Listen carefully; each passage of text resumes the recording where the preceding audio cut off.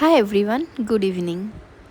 তো আজকের evening snacks cheese sandwich, আর এটা রেসিপি আজকে তোমাদের সাথে শেয়ার করব। তো ফার্স্টেই বলে দিই, এটা আমি বানাচ্ছিলাম না, দিদিভাই বানাচ্ছিল আর আমি ভিডিও করছিলাম।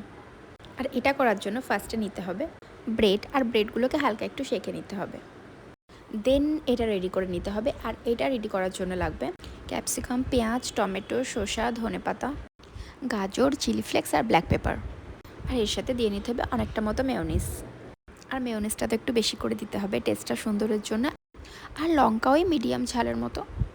দেন ফ্রাই প্যানে তো ভালো করে বাটার ব্রাশ দিয়ে লাগিয়ে নিতে হবে। তারপর ব্রেডটাকে হালকা করে দিয়ে নিতে হবে। আর তারপরে ভালো করে ব্রেডটাতে বাটার লাগিয়ে নিতে হবে। এই পাশটা হয়ে গেলে এটাকে উল্টে নিয়ে সেকেন্ড দিকটায় বেশি করে চিজ দিয়ে নিতে হবে, মানে অনেকটাই দিয়ে নিতে হবে। চিজ আর মেয়োনিজ ছাড়া তো স্যান্ডউইচ হয়ই না।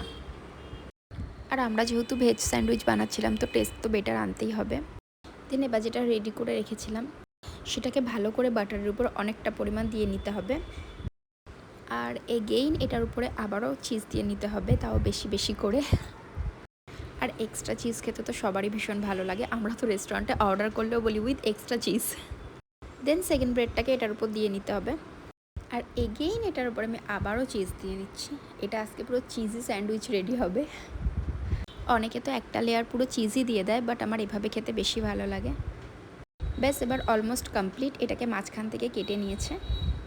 ব্যাস আর কিছুক্ষণ এটাকে ফ্রাই প্যানে রেখে তারপর নামিয়ে ফেলতে হবে, আর তোমাদের স্যান্ডউইচ রেডি।